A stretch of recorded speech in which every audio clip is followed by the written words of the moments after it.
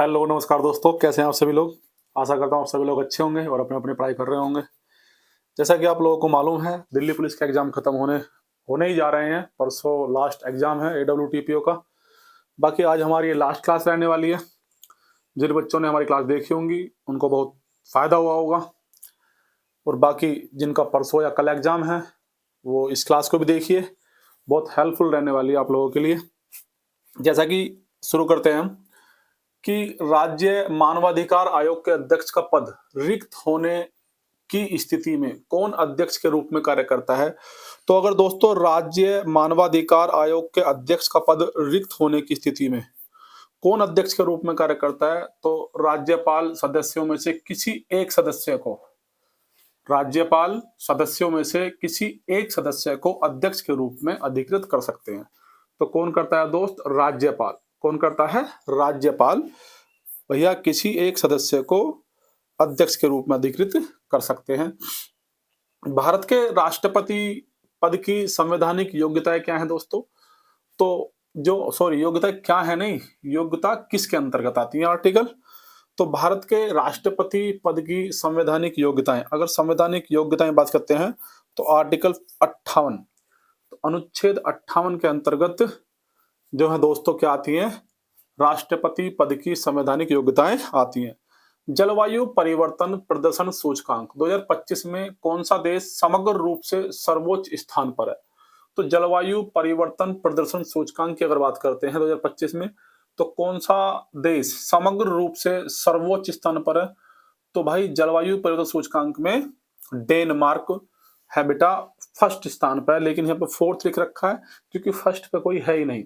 पहला, दूसरा, तीसरा कुछ कंडीशंस होती हैं जिनको फुलफिल करने के बाद उनको एक नंबर दिया जाता है या एक स्थान दिया जाता है। तो फर्स्ट और सेकंड और थर्ड पे तो कोई है ही नहीं। फोर्थ स्थान पे आया है जो कि विश्व में पहले नंबर 1 पे है, डेनमार्क। और शीर्ष स्थान खाली किसी भी देश ने शीर्ष मानदंडों को पूरा नहीं किया, इसलिए पहले 3 स्थान खाली हैं। और भारत का अगर दोस्तों बात करते हैं तो जलवायु परिवर्तन प्रदर्शन सूचकांक 2025 में भारत का स्थान दोस्तों 10वां है। कौन सा है बेटा? 10वां है। भारतीय संविधान का कौन सा अनुच्छेद धर्म को मानने, आचरण करने और प्रचार करने का अधिकार प्रदान करता है? तो 25 से 28 तक आपको पता है धार्मिक स्वतंत्रता है। तो कौन सा आर्टिकल है दोस्तों जो भारतीय संविधान को कौन धर्म को मानने, आचरण करने और प्रचार करने की अधिकार दोस्तों प्रदान करता है? तो वो है आर्टिकल 25। ठीक है। फॉर्च्यून की 2025 की व्यावसायिक क्षेत्र के सबसे शक्तिशाली लोगों की सूची में, फॉर्च्यून की 2025 की व्यावसायिक क्षेत्र के सबसे शक्तिशाली लोगों की सूची में शीर्ष स्थान किसने हासिल किया है दोस्तों? तो हेसन हुआंग ने। किसने किया दोस्तों? हेसन हुआंग ने। किसमें? फॉर्च्यून की 2025 की व्यावसायिक क्षेत्र में। ठीक है, फॉर्च्यून 2025 की व्यावसायिक क्षेत्र में सबसे शक्तिशाली लोगों की सूची में नाम किसने शामिल किया दोस्तों? शीर्ष स्थान पर Jason Huang. Jason Huang Nvidia के सीईओ और सह संस्थापक हैं दोस्तों। तो एनवीडिया के सीईओ कौन है दोस्तों? तो एनवीडिया के सीईओ और सह संस्थापक भी कौन है दोस्तों? जेसन हुआंग हैं। आगे बात करते हैं शीर्ष 5 स्थान। अगर हम 5 स्थान की बात करते हैं तो जेसन हुआंग संस्थापक हैं। ठीक है, संस्थापक भी हैं और सीईओ भी हैं। किसके? एनवीडिया के।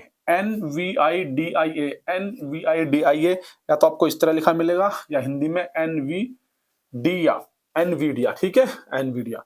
सत्य नडेला दूसरे स्थान पर दोस्तों कौन आए हैं? सत्य नडेला हैं जो दूसरे स्थान पर है। ये सीईओ और अध्यक्ष है माइक्रोसॉफ्ट के। तो अगर आपसे एक क्वेश्चन आपका और बन जाता है कि माइक्रोसॉफ्ट के सीईओ कौन है दोस्तों, तो सत्य नडेला है। और अध्यक्ष भी कौन है माइक्रोसॉफ्ट के? तो सत्य नडेला है। ठीक है दोस्तों, तो सत्य नडेला सीईओ और अध्यक्ष है माइक्रोसॉफ्ट के। फिर है भाई दूसरा है नेक्स्ट मार्क जकरबर्ग। जुकरबर्ग कहते हैं। मार्क जुकरबर्ग कौन है दोस्तों? मार्क जुकरबर्ग सीईओ संस्थापक मेटा। ये तो आपको पता होगा, फेसबुक, इंस्टा सब किसके हैं? मेटा के ही हैं। तो मेटा के जो सीईओ हैं दोस्तों मार्क जुकरबर्ग हैं और अध्यक्ष भी हैं और संस्थापक भी हैं। कौन है दोस्तों? Mark Zuckerberg. Mark Zuckerberg. अगर दोस्तों बात करते हैं एलन मस्क, तो एलन मस्क का नाम भी आपने सुना होगा। एलन मस्क जो है दोस्तों सीईओ है, ये चौथे स्थान पर आए हैं। मार्क जुकरबर्ग तीसरे स्थान पर आए हैं। सत्य नडेला दूसरे स्थान पर आए हैं। और जेनसन हुआंग जो है दोस्तों पहले स्थान पर आए हैं।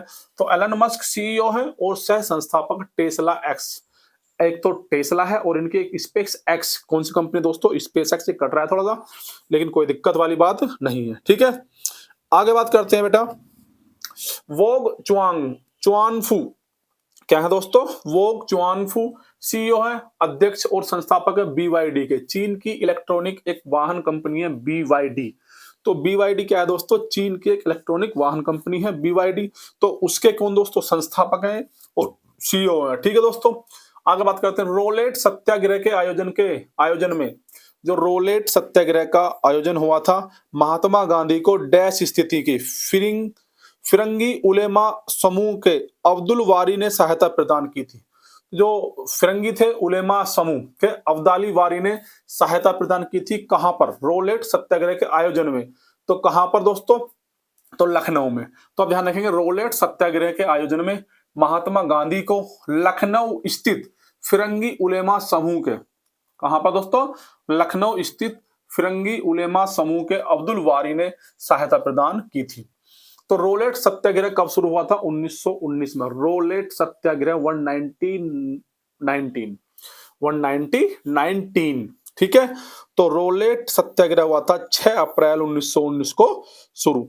भारत में कौन सी क्रांति मत्स्य उद्योग के विकास से संबंधित है, तो आपको पता होगा मत्स्य संबंधित है नीली क्रांति, ठीक है। एक होती है ऑपरेशन फ्लड। ऑपरेशन फ्लड किससे संबंधित है दोस्तों, या श्वेत जो है दोस्तों क्रांतियों किससे, वो दूध से संबंधित है। ऑपरेशन फ्लड किससे है, दूध से संबंधित है। ऐसी पीली क्रांति की अगर दोस्तों हम बात करते हैं तो तिलहन खाद्य तेल से है। इनके जनक कौन है दोस्तों पीली क्रांति के, सैम पित्रोदा। तो कौन है दोस्तों, सैम पित्रोदा जो है इनके पीली क्रांति के दोस्तों जनक हैं, सैम पित्रोदा। आप ध्यान रखेंगे इस बात का। आगे देखते हैं, भारत की जनगणना 2011 के अनुसार किस राज्य में पुरुष और महिला साक्षरता दर के बीच सबसे अधिक अंतर है। तो अगर हम बात करते हैं 2011 की जनगणना के अनुसार किस राज्य में पुरुष और महिला साक्षरता दर के बीच सबसे ज्यादा अंतर है, तो पुरुष ज्यादा शिक्षित है वहां पर, ठीक है, और महिलाएं कम है, तो डिफरेंस बहुत ज्यादा है। तो वो कौन सा है दोस्तों राज्य, वो है राजस्थान। कौन सा है दोस्तों, राजस्थान। अगर दोस्तों राजस्थान की बात करता हूं मैं, तो राजस्थान में जो मेल हैं दोस्तों, तो 79.2%, कितने परसेंट शिक्षित हैं, 79.2% शिक्षित हैं, और महिलाएं जो हैं 52.1% शिक्षित हैं। तो 52.1 महिलाएं हैं और 79.2 कौन है दोस्तों, पुरुष है, पूछ सकता है। भारतीय परमाणु कार्यक्रम का जनक किसे माना जाता है, तो भारतीय परमाणु कार्यक्रम का जनक किसे माना जाता है दोस्तों, तो भारतीय परमाणु कार्यक्रम का जनक होमी जय भाभा, ठीक है, होमी जय भाभा को माना जाता है। इन्होंने 1945 में टाटा ऑफ फंडामेंटल रिसर्च, तो टीआईएफआर क्या है दोस्तों, टाटा ऑफ फंडामेंटल रिसर्च। तो इन्होंने 1945 में टाटा ऑफ फंडामेंटल रिसर्च की स्थापना करी थी, और 1954 में एटॉमिक एनर्जी एस्टेब्लिशमेंट, ठीक है। तो 1954 में दोस्तों एटॉमिक एनर्जी एस्टेब्लिशमेंट ट्राम्बे, जिसे अब भाभा परमाणु अनुसंधान केंद्र, क्या कहते हैं दोस्तों, भाभा परमाणु अनुसंधान केंद्र या BARC कहा जाता है, ठीक है, भारत एटॉमिक रिसर्च सेंटर। तो भाभा एटॉमिक रिसर्च सेंटर की स्थापना में महत्वपूर्ण भूमिका निभाई थी किसने दोस्तों, होमी जी भाभा ने, ध्यान रखेंगे, ठीक है। विक्रम साराभाई भारतीय अंतरिक्ष कार्यक्रम के जनक हैं। अगर आपसे पूछा जाता है विक्रम साराभाई कौन है दोस्तों, तो विक्रम साराभाई भारतीय अंतरिक्ष कार्यक्रम किसके दोस्तों, भारतीय अंतरिक्ष कार्यक्रम के जनक हैं दोस्तों। 10वीं पंचवर्षीय योजना की समयावधि है, तो अगर बात करता हूं दोस्तों कि 10वीं पंचवर्षीय योजना की समयावधि क्या है दोस्तों, तो 2002 से 2007 है 10वीं पंचवर्षीय योजना की समयावधि, और पहली पंचवर्षीय योजना हुई थी 1951 में, आपको पता होगा, ठीक है। अटल बिहारी वाजपेयी थे और मनमोहन सिंह प्रधानमंत्री काल में लागू हुई थी 10वीं पंचवर्षीय योजना। तो अगर आपसे पूछा जाता है कि 10वीं पंचवर्षीय योजना के समय तो कौन किसका नेतृत्व था दोस्तों, अटल बिहारी वाजपेयी थे। कौन थे, अटल बिहारी वाजपेयी, और मनमोहन सिंह के प्रधानमंत्री थे उस टाइम पे, उनके नेतृत्व में लागू हुई थी। भगवान पद्मा संभव के सम्मान में कौन सा महोत्सव मनाया जाता है, तो भगवान पद्मा संभव तो अगर आप बात करते हैं दोस्तों कि भगवान पद्मासंभव, अगर आपसे पूछता है कि भगवान पद्मासंभव के सम्मान में दोस्तों कौन सा महोत्सव मनाया जाता है, तो इसको हैमिस महोत्सव, कौन सा दोस्तों, हैमिस महोत्सव मनाया जाता है। और लद्दाख में गुरु पद्मासंभव की जयंती पर, इसको किसमें, तो लद्दाख में दोस्तों गुरु पद्मासंभव की जयंती पर मनाया जाता है। और ये मुखौटा नृत्य है, छम नृत्य भी इसको बोलते हैं। तो अ, महा सॉरी भगवान पद्मासंभव के सम्मान में, ठीक है। तो गुरु पद्मासंभव की जयंती पर, और मुखौटा नृत्य, और इसे क्या कहते हैं, छम नृत्य भी कहते हैं। तो आपसे पूछ सकता है कि छम नृत्य दोस्तों कहां पर होता है, तो लद्दाख में होता है, ठीक है। हॉर्नबिल महोत्सव, ऐसे ही मैंने 2-3 ऑप्शन और लिखे हैं दोस्तों, जैसे कि हॉर्नबिल महोत्सव, तो हॉर्नबिल महोत्सव कहां बनाया था दोस्तों, नागालैंड में। हॉर्नबिल एक पक्षी का नाम है, और नागालैंड का राष्ट्रीय पक्षी भी हॉर्नबिल दोस्तों है। सागा दावा महोत्सव, तो सागा दावा महोत्सव की अगर बात करते हैं, तो सागा दावा महोत्सव दोस्तों सिक्किम में मनाया जाता है। गणगौर महोत्सव दोस्तों राजस्थान में मनाया जाता है। तो गणगौर महोत्सव कहाँ मनाया जाता है दोस्तों, राजस्थान, गणगौर महोत्सव राजस्थान। और दोस्तों हॉर्नबिल नागालैंड, और सागा दावा महोत्सव तो सिक्किम, सागा दावा सिक्किम, गणगौर राजस्थान, और हॉर्नबिल दोस्तों नागालैंड में मनाया जाता है। भारत के बंदरगाहों में कौन सा एक खुला सागरीय बंदरगाह है, देखो दोस्तों भारत के बंदरगाहों में कौन सा एक खुला सागरीय बंदरगाह है, मतलब ऐसा कौन सा बंदरगाह है जो खुला है एकदम, ठीक है। तो कौन सा है दोस्तों, चेन्नई। तो भारत के चेन्नई ऐसा बंदरगाह है जो खुला सागरीय दोस्तों बंदरगाह है। यह पूर्वी तट का सबसे पुराना और देश का दूसरा सबसे बड़ा बंदरगाह है। तो अगर दोस्तों आपसे बात करता है क्या है कि यह पूर्वी तट का सबसे पुराना और देश का दूसरा सबसे बड़ा बंदरगाह है। अगर आपसे पूछें देश का दूसरा सबसे बड़ा बंदरगाह कौन सा है दोस्तों, तो वो है चेन्नई बंदरगाह। यह कृत्रिम और खुला दोनों प्रकार का बंदरगाह है। तो मतलब कैसा है दोस्तों, कृत्रिम है, प्राकृतिक है, नेचुरल, और खुला है, ठीक है। एक सेकंड रुकेंगे दोस्तों।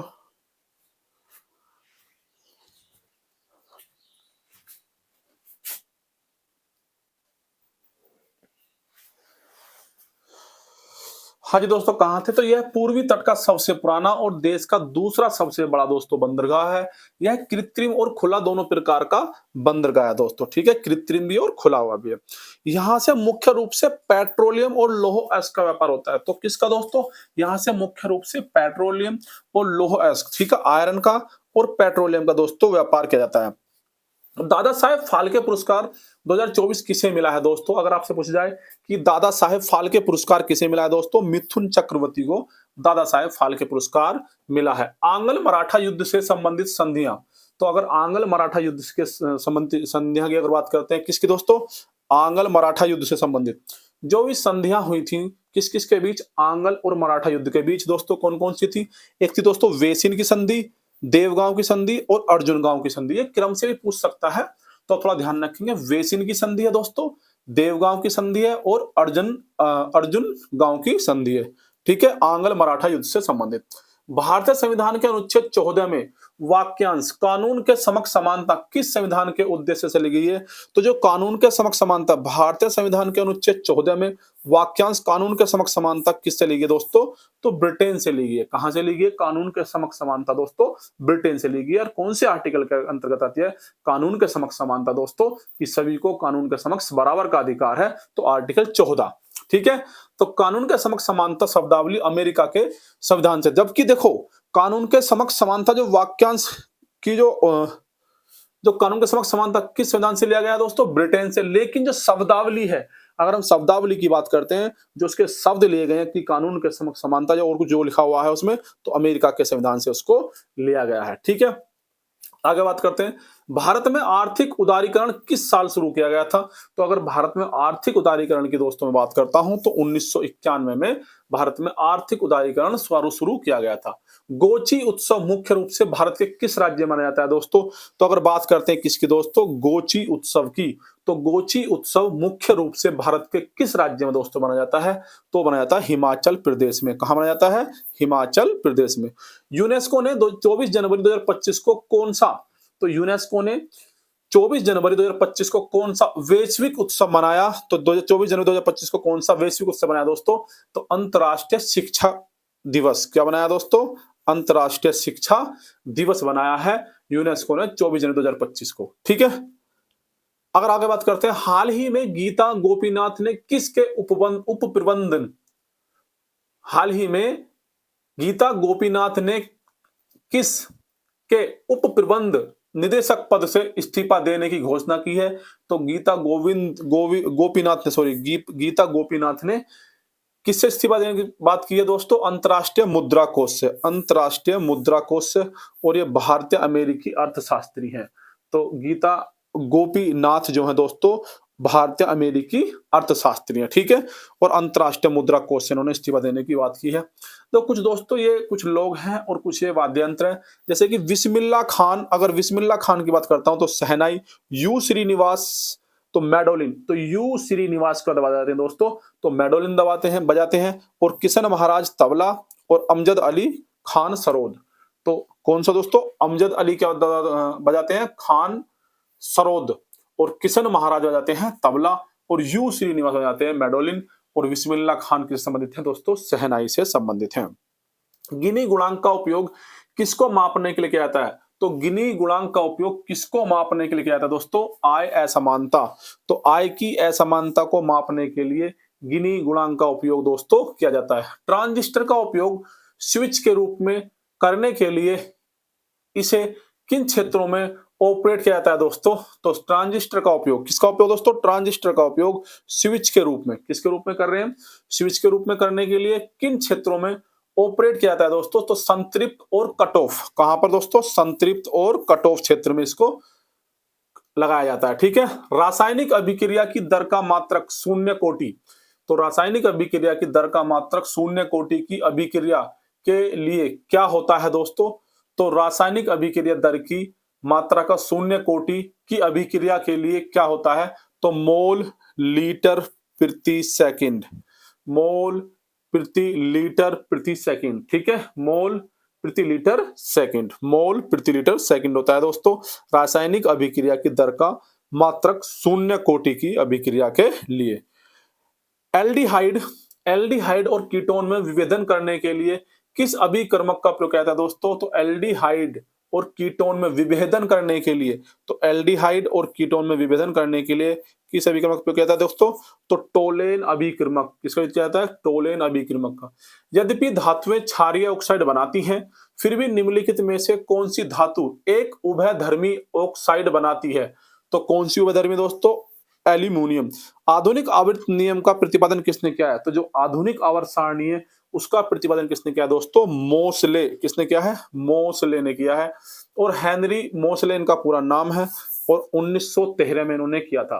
तो हेनरी मोसले ने आधुनिक आवर्त सारणी का 1913 में प्रतिपादन किया था। सभी तत्वों को व्यवस्थित करने के सक्षम पहले व्यक्ति कौन थे? मेंडलीव। अगर दोस्तों हम बात करते हैं कि जो तत्वों को व्यवस्थित करने में सक्षम थे, तो पहले व्यक्ति कौन थे दोस्तों? तो मेंडलीव थे। और डोवे राइनर ने तत्वों को त्रिक में सामूहिक किया है। तो डोवे राइनर ने तत्वों को त्रिक, किसमें दोस्तों? त्रिक में। तो डोवे राइनर ने तत्वों को त्रिक समूह में, तो तीन समूह में, त्रिक समूह में क्या किया दोस्तों? व्यवस्थित किया है। और न्यूलैंड्स ने अष्टक का नियम दिया है। तो आपसे पूछ लेता है कि किसने अष्टक का नियम दिया है दोस्तों? तो न्यूलैंड्स ने। तो न्यूलैंड्स ने दोस्तों किसका दिया है? अष्टक का नियम दिया है।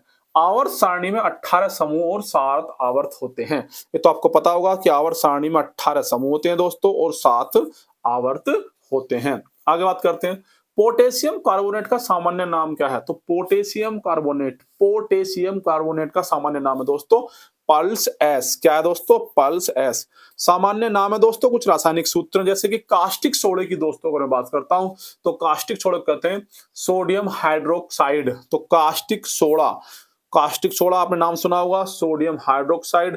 तो sodium NaOH, Na sodium OH hydroxide. तो सोडियम हाइड्रोक्साइड होता है कास्टिक सोडा।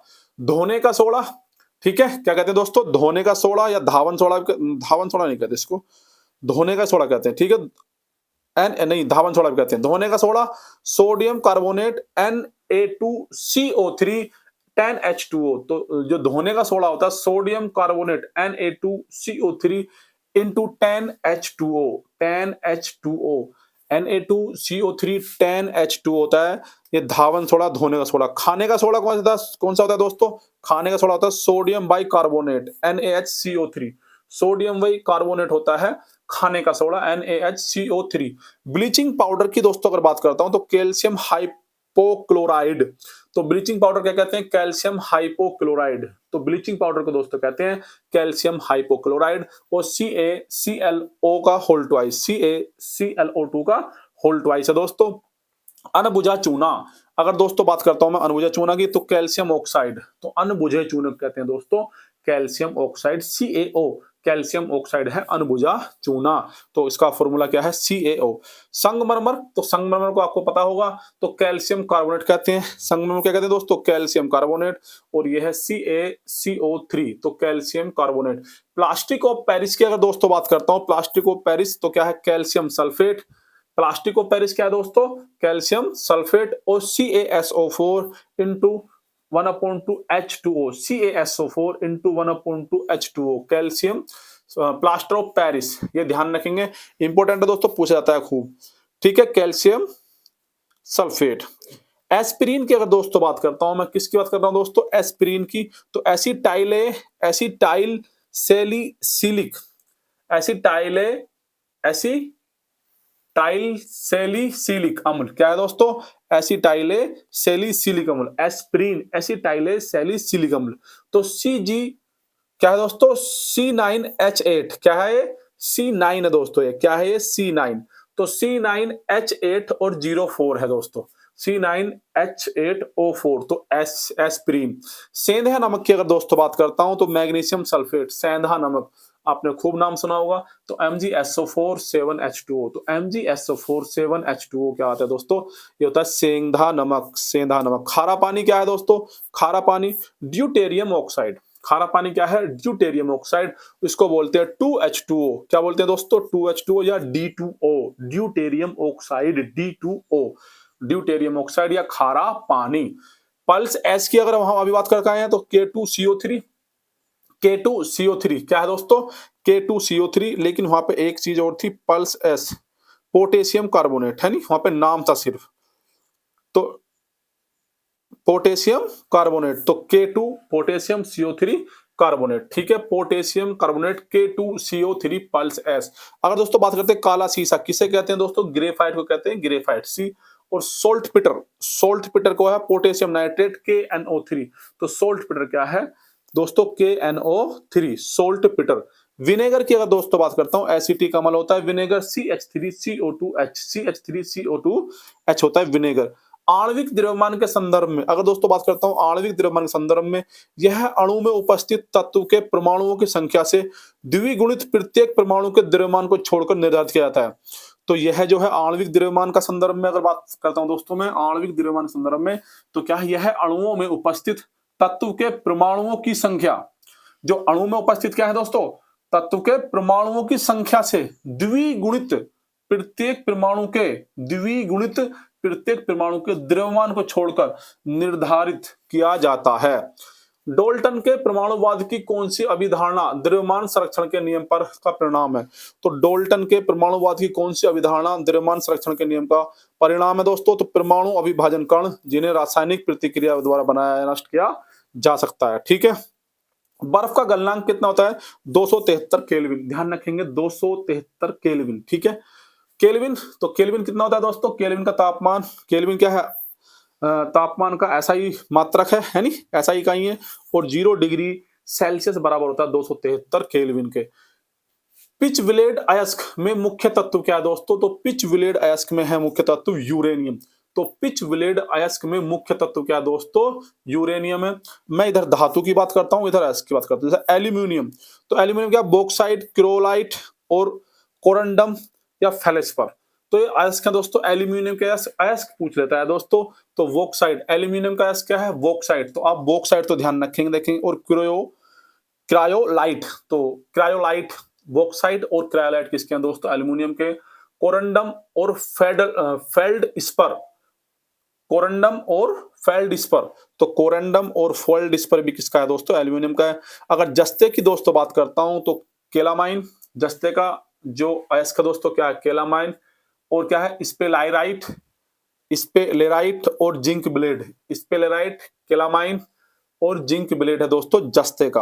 और कोबाल्ट की अगर बात करता हूं तो कोबाल्ट का क्या है दोस्तों स्मेलाइट, कोबाल्टाइट, स्मेलाइट, कोबाल्टाइट और एरिथ्राइट। तो स्मेलाइट, कोबाल्टाइट और एरिथ्राइट होता है दोस्तों कोबाल्ट का। अगर मैग्नीशियम की दोस्तों बात करता हूं तो मैग्नेसाइट, डोलोमाइट और कार्नोलाइट। तो मैग्नीशियम का क्या है दोस्तों मैग्नेसाइट, डोलोमाइट और कार्नेलाइट। तो ये क्या है दोस्तों इनके अयस्क हैं। और अगर मैं तांबे की बात करता हूं लास्ट तो मेलाकाइट, मेलाकाइट, क्यूपाइट और कोपर पायराइट्स। तो क्या है दोस्तों मेलाकाइट, क्यूप्राइट और कोपर पायराइट्स। ठीक है, तो ये किसके हैं दोस्तों तांबे के हैं। आगे बात करते हैं इलेक्ट्रॉन की तुलना में प्रोटॉन लगभग डैश गुना भारी होता है। तो इलेक्ट्रॉन की तुलना में प्रोटॉन लगभग 18, कितना दोस्तों 18, 1836, 1836 गुना भारी होता है दोस्तों क्या इलेक्ट्रॉन की तुलना में प्रोटॉन। कौन सा दोस्तों प्रोटॉन। और आपको पता होगा नाभिक में दो चीजें पाई जाती हैं इलेक्ट्रॉन और प्रोटॉन। ठीक है, सॉरी इलेक्ट्रॉन प्रोटॉन नहीं, न्यूट्रॉन और प्रोटॉन है। प्रोटॉन क्या है दोस्तों तो प्रोटॉन धनावेशित होता है। गोल्ड स्टीन, तो गोल्ड स्टीन ने इसको खोजा था प्रोटॉन को। किसको प्रोटॉन, पी से प्रोटॉन और पी से पॉजिटिव, ये बात भी ध्यान रखेंगे। तो प्रोटॉन कैसा है धनावेशित है, प्लस है। ठीक है, तो किसने खोजा था दोस्तों गोल्ड स्टीन ने खोजा था। और न्यूट्रॉन न्यूट्रल है, न्यूट्रॉन क्या है दोस्तों न्यूट्रल। तो न्यूट्रॉन न्यूट्रल है। जेम्स चैडविक, तो न्यूट्रॉन दोस्तों खोजा था जेम्स चैडविक ने। और इलेक्ट्रॉन नेगेटिव चार्ज होता है दोस्तों और जे थॉमसन ने खोजा था इलेक्ट्रॉन को। तो अगर आपसे पूछे कि दोस्तों इलेक्ट्रॉन खोज किसने की थी तो जे थॉमसन ने और नेगेटिव चार्ज है। न्यूट्रॉन खोज किसने की थी जेम्स चैडविक ने की थी दोस्तों और ये न्यूट्रल है नहीं। परमाणु संख्याओं के आधार पर तत्वों को किसने वर्गीकृत किया है। अब ये मोसले होता है। ठीक है, मोसले, तो ये जेम्स मोसले थे। परमाणु संख्याओं के आधार पर तत्वों को जेम्स मोसले ने खोजा था। कौन परमाणु मॉडल से संबंधित नहीं है। तो दोस्तों आपको बताना है कि परमाणु मॉडल से संबंधित कौन नहीं है। तो जे थॉमसन, कौन दोस्तों जे थॉमसन या जे चैडविक या नील्स वोहर या रदरफोर्ड। तो कौन परमाणु मॉडल से संबंधित नहीं है दोस्तों। तो परमाणु मॉडल से संबंधित जे थॉमसन दोस्तों हैं, नील्स वोहर हैं, रदरफोर्ड हैं, लेकिन जे चैडविक नहीं है। ये क्या है दोस्तों ये ब्रिटिश भौतिक वैज्ञानिक है और न्यूट्रॉन की खोज की थी। तो न्यूट्रॉन की खोज किसने की थी जे चैडविक ने की थी दोस्तों। और ब्रिटिश भौतिक विज्ञानी जे थॉमसन और इलेक्ट्रॉन की इन्होंने खोज की थी। और रदरफोर्ड की अगर दोस्तों बात करता हूं तो परमाणु संरचना के लिए 1908 में नोबल और 1911 में परमाणु नाभिक की इन्होंने दोस्तों खोज की थी। ठीक है, और नील्स वोहर की अगर बात करता हूं एक डेनिश भौतिक विज्ञानी है। कौन से कहाँ के दोस्तों ये डेनिश के हैं और परमाणु संरचना की इन्होंने खोज की थी। तो अगर आपसे पूछें दोस्तों कि परमाणु संरचना की खोज किसने की थी तो नील्स बोहर ने खोज की थी परमाणु संरचना की। और परमाणु भौतिकी के जनक के रूप में किसे जाना जाता है दोस्तों तो रदरफोर्ड को जाना जाता है दोस्तों क्या परमाणु भौतिकी के जनक के रूप में। ठीक है, ठीक है दोस्तों आगे देखते हैं। नियत तापमान पर दाब आयतन वक्र को क्या कहा जाता है। तो नियत तापमान होता है अगर तो दाब आयतन वक्र को क्या कहते हैं समतापी। क्या कहते हैं दोस्तों समतापी। वायुमंडल में कौन सी निष्क्रिय गैस नहीं पाई जाती है। तो वायुमंडल में कौन सी निष्क्रिय गैस नहीं पाई जाती है रेडॉन। तो रेडॉन दोस्तों जब भूकंप वगैरह आता है तो तब ये निकलती है। ठीक है, तो पृथ्वी की तलहटी में पाई जाती है। जो परपटी होती है पृथ्वी की भूमि की जो परपटी होती है उसमें रेडॉन गैस पाई जाती है। और जब इसकी वातावरण में जो इसकी मात्रा बढ़ती है जब भूकंप वगैरह दोस्तों आता है, ध्यान रखेंगे। आधुनिक आवर्त सारणी में समूह 18 निष्क्रिय गैसों का है। तो समूह 18 क्या है दोस्तों निष्क्रिय गैसों। तो उसमें कोई भी क्रियाशील गैस नहीं है, निष्क्रिय गैस है। तो कौन सा दोस्तों समूह 18 आप ध्यान रखेंगे। तो कौन कौन से दोस्तों उसमें gas organ, helium, neon, krypton, xenon, radon. तो ऑर्गन हो गया दोस्तों, हीलियम हो गया, नियोन हो गया, क्रिप्टॉन हो गया, जीनोन हो गया। ठीक है, और एक रेडॉन हो गया। तो ये कैसी है दोस्तों ये निष्क्रिय गैस है दोस्तों। पानी के साथ एक अम्ल का मिश्रण क्या कहलाता है। अगर पानी के साथ एक अम्ल को मिला दिया जाए तो क्या कहलाता है जिसके परिमाण स्वरूप आयनों को प्रति इकाई आयतन सांद्रता में कमी जाती है। तो दोस्तों इसे कहते हैं तनुकरण। तो पानी के साथ एक अम्ल का अगर दोस्तों मिश्रण कराते हैं तो क्या कहलाता है तनुकरण। परिमाण स्वरूप आयनों को प्रति इकाई आयतन सांद्रता में कमी आ जाती है दोस्तों इससे। ठीक है, तो HNO3 के आणविक द्रव्यमान गणना कीजिए। HNO3 के आणविक द्रव्यमान गणना कितनी होती है? 63U। तो देखो दोस्तों कैसे करते हैं आणविक द्रव्यमान गणना। जैसे कि हाइड्रोजन का परमाणु द्रव्यमान होता है 1, इसके लिए आपको परमाणु द्रव्यमान सबके याद होने चाहिए, ठीक है। जैसे नाइट्रोजन का परमाणु द्रव्यमान कितना होता है? 14। तो नाइट्रोजन का परमाणु द्रव्यमान कितना दोस्तों? 14। और ऑक्सीजन का परमाणु द्रव्यमान कितना होता है दोस्तों? 16। तो 1 और 14 और 16 ये 3 है। ऑक्सीजन कितने दोस्तों? 3। तो 16 गुणा के 3, 16 3 48, इनको सब जोड़ोगे तो 63U आ जाएगा, ठीक है। वाटरमेलन मॉडल, तो वाटरमेलन मॉडल आमतौर पर डैश द्वारा दिया गया परमाणु मॉडल के लिए प्रयोग किया जाता है। तो किसने किया था? जो वाटरमेलन मॉडल दिया था दोस्तों, जे थॉमसन ने दिया था। तो वाटरमेलन मॉडल किसने दिया था? जे थॉमसन ने दिया था। आगे बात करते हैं, कौन सा ऑक्सीकारक, तो दोस्तों कौन सा ऑक्सीकारक है जो कौन सा ऑक्सीकारक है? तो कौन सा ऑक्सीकारक है? क्षारीय। तो KMnO3 और अम्लीकृत K2Cr2O7, ये क्या है दोस्तों? ये ऑक्सीकारक है। आधुनिक आवर्त सारणी में पोटेशियम के, मतलब पोटेशियम कैसे डिनोट करते हैं? का परमाणु क्रमांक क्या है? तो अगर पोटेशियम का परमाणु क्रमांक आपसे पूछता है दोस्तों, तो पोटेशियम का परमाणु क्रमांक है 19। क्या है दोस्तों? पोटेशियम का परमाणु क्रमांक 19। कांस्य मिश्रण किसका मिश्र धातु होता है? तो कॉपर और टिन, Sn। कांस्य मिश्र धातु किसका होता है? कॉपर और टिन का मिश्र धातु होता है। धातु अम्ल अभिक्रिया में कौन सी गैस उत्पन्न होती है दोस्तों? तो धातु अम्ल अभिक्रिया में हाइड्रोजन गैस उत्पन्न होती है नी। डैश एक तरल की आपेक्षिक स्पष्टता का मापक है। तो क्या है दोस्तों एक तरल की आपेक्षिक स्पष्टता का मापक? तो आविलता। आविलता क्या है दोस्तों? आविलता एक तरल की आपेक्षिक स्पष्टता का मापन है। चूने का पानी का रासायनिक सूत्र क्या है दोस्तों? CaOH2। CaO का OH का होल ट्वाइस है नी, CaOH का होल ट्वाइस है दोस्तों। जिप्सम को डैश पर गर्म करने पर, क्या हो रहा है?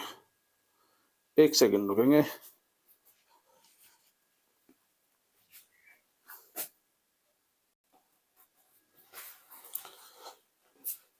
चूने का पानी का रासायनिक सूत्र क्या है दोस्तों? CaOH का होल ट्वाइस।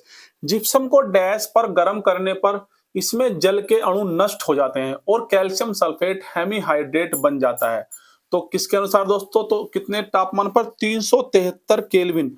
अगर दोस्तों हम 373 केल्विन पर जिप्सम को अगर हम गर्म करते हैं तो क्या होता है दोस्तों? अणु नष्ट हो जाते हैं और कैल्शियम सल्फेट हेमीहाइड्रेट बन जाता है दोस्तों, ठीक है। आगे बात करते हैं, सार्वजनिक संपत्ति की रक्षा करना और हिंसा को समाप्त करना भारतीय संविधान में एक डैश है। तो क्या है? सार्वजनिक संपत्ति की रक्षा करना और हिंसा को समाप्त करना भारतीय संविधान में क्या है दोस्तों? एक मौलिक कर्तव्य है दोस्तों आपका। तो मौलिक कर्तव्य की अगर दोस्तों बात करते हैं तो किस भाग में आते हैं? तो भाग 4 के ए में आते हैं दोस्तों।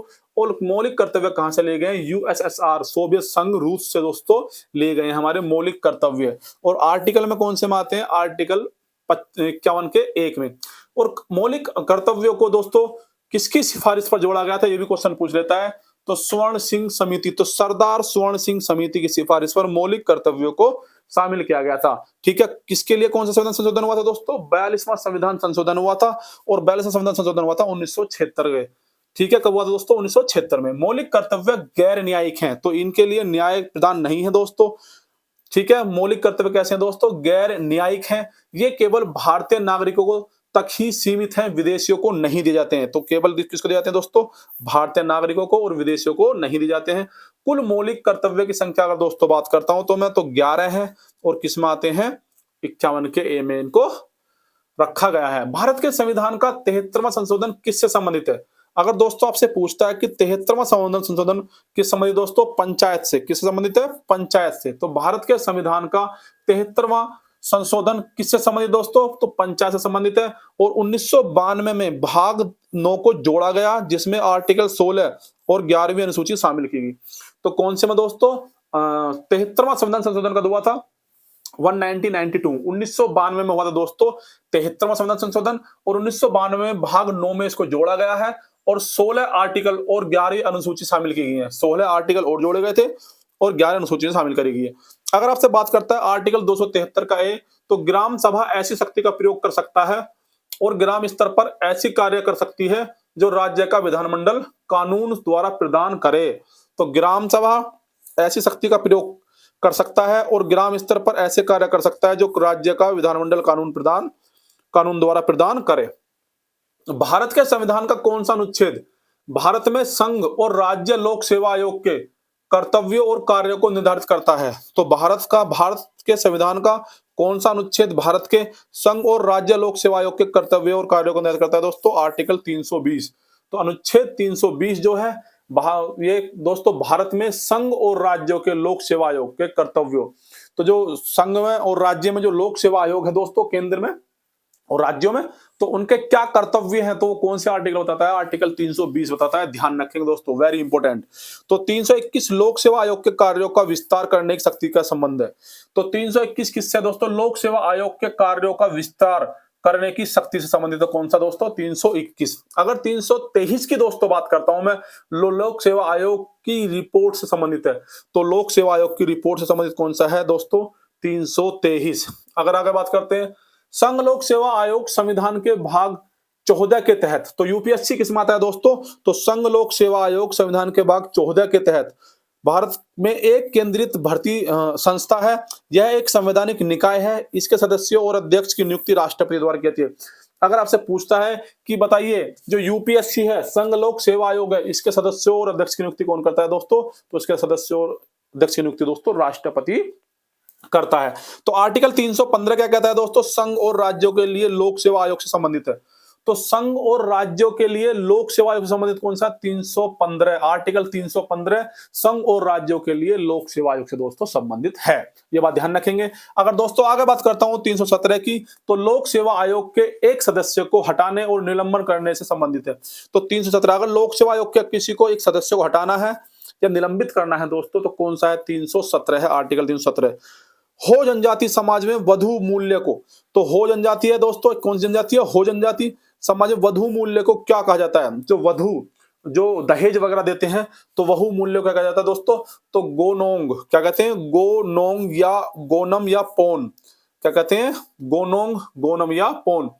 भारत सरकार द्वारा आयोजित, तो भारत सरकार द्वारा दोस्तों आयोजित सामाजिक, आर्थिक और जाति जनगणना SECC 2011 में वंचना को मापने के लिए, ठीक है, वंचना को मापने के लिए मापदंडों में कौन सा एक नहीं है? तो कौन सा नहीं है? तो ऐसा परिवार जिसमें 15 से 59 वर्ष की कोई वयस्क महिला न हो। तो ऐसा परिवार जिसमें 15 से 59 वर्ष की कोई महिला न हो। दिव्यांग सदस्यों वाले परिवार ये मापे गए हैं। ऐसे परिवार जिनमें केवल एक कमरा हो और कोई ठोस दीवार या छत न हो, मापा गया है। ऐसे परिवार जिनमें कोई सक्षम सदस्य न हो, मापा गया है। ठीक है। पीलीभीत टाइगर रिजर्व किस जिले में है दोस्तों? तो पीलीभीत टाइगर रिजर्व है लखीमपुर, उत्तर प्रदेश। कहां पर दोस्तों? उत्तर प्रदेश, ये आपको पता होगा।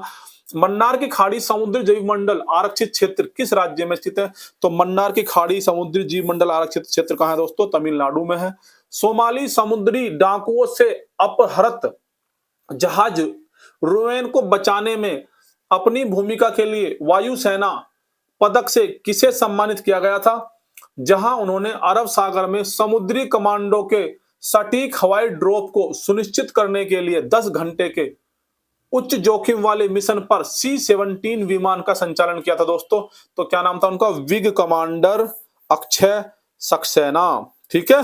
डीआरडीओ के मिसाइल सिस्टम के संदर्भ में VSHORAD विसोर्द का पूर्ण रूप क्या है दोस्तों? बहुत कम दूरी की वायु रक्षा। तो बहुत कम दूरी की वायु रक्षा। ध्वनि की गति v, तरंगदैर्घ्य लैम्डा और आवर्ती f किस रूप में एक दूसरे से संबंधित है दोस्तों? तो v बराबर लैम्डा इंटू एफ, v बराबर लैम्डा इंटू एफ। तो गति बराबर तरंगदैर्घ्य गुणा के आवर्ती। असंतृप्त कार्बन यौगिक बहुत सारे काले धुएं के साथ एक डैश प्रदान करते हैं। तो अगर असंतृप्त दोस्तों कार्बन है तो बहुत सारे काले धुएं के साथ अगर दोस्तों करते हैं तो पीली लो, कैसी लो करेंगे दोस्तों? पीली लो, ठीक है, प्रदान करेंगे। विद्युत शक्ति की इकाई को डैश के रूप में व्यक्त किया जा सकता है, तो वोल्ट एम्पियर। तो वोल्ट एम्पियर में विद्युत शक्ति की इकाई को मापा जा सकता है। तो 1 किलोवाट बराबर 1000 वाट घंटे के होता है। तो दोस्तों 1 किलोवाट बराबर होता है 1000 घंटे के, और 1 किलोवाट प्रति घंटा होता है 3.6 गुणा मल्टीप्लाई 106 जूल। 3.6 मल्टीप्लाई 106 जूल के बराबर होता है 1 किलोवाट घंटा। आगे बात करते हैं, वह कौन सी प्रक्रिया है जिसके द्वारा एल्यूमिनियम की एक मोटी ऑक्साइड परत एल्यूमिनियम के उन वस्तुओं पर विकसित हो जाती है जिन्हें आकर्षक फिनिश देने के लिए रंगा जाता है। तो एनोडीकरण, क्या कहते हैं इसको, एनोडीकरण। ठीक है, आगे बात करते हैं, यदि पदार्थ का वह गुणधर्म क्या कहलाता है, किसी पदार्थ का वह गुणधर्म क्या कहलाता है जिसके कारण यह स्वयं से होकर प्रवाहित होने वाली धारा का विरोध करता है, तो प्रतिरोध कहलाता है। और प्रतिरोध को डिनोट करते हैं आर से, तो आर बराबर होता है म्यू एल अपॉन ए। तो म्यू बोलते हैं इसको, प्रतिरोधक होता है। ठीक है, ये इस तरह से बनता है, और ये क्या है, एल लंबाई, और ये क्या है, अनुप्रस्थ काट। ठीक है, कार्बन द्वारा एक मजबूत आबंध के निर्माण का एक कारण इसका डैश है, तो आकार क्या है, छोटा है। आकार क्या है दोस्तों, छोटा है। तो कार्बन द्वारा एक मजबूत आबंध के निर्माण का एक कारण इसका डैश क्या है दोस्तों, छोटा होना। तो त्वरण का एसआई मात्रक क्या है दोस्तों, मीटर प्रति सेकंड स्क्वायर।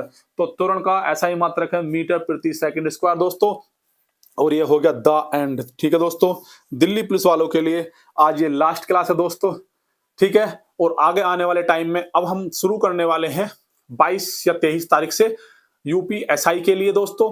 तो आप लोग जुड़िए, ज्यादा से ज्यादा दोस्तों को बताइए, अपना रिवीजन कीजिए। इसी तरह से मिक्सअप क्वेश्चन हम लेके आया करेंगे, उसमें आपका सारा जीके जीएस और आपकी जो धाराएं वगैरह हैं और कुछ हिंदी के भी मिक्सअप हम चीजें लेके आया करेंगे आप लोगों के लिए। ठीक है, जो आपको बहुत फायदा देगा। और जिस बच्चे ने हमारी ये वीडियो देखी होंगी दिल्ली पुलिस वालों ने, तो आपको उसको वास्तव में पता होगा कि कितने क्वेश्चन उसके लगे हैं या कितने क्वेश्चन नहीं लगे हैं। ठीक है दोस्तों, तो हमसे जुड़े रहिए, आगे नेक्स्ट वीडियो मिलते हैं अपने यूपीएसआई के साथ। ठीक है दोस्तों, आप लोगों के लिए जिन जिन बच्चों ने एग्जाम दिया है, ठीक है, अगर किसी बच्चे के मार्क्स कम आए हैं तो निराश ना हो, अपना लग जाओ दोबारा फुल ताकत से, और टारगेट फिक्स करो और समय के साथ पढ़ाई शुरू करो। ठीक है दोस्तों, तो मिलते हैं दोस्तों अपने यूपीएसआई वाले कंटेंट में। तब तक के लिए tata bye bye, thank you, नमस्कार।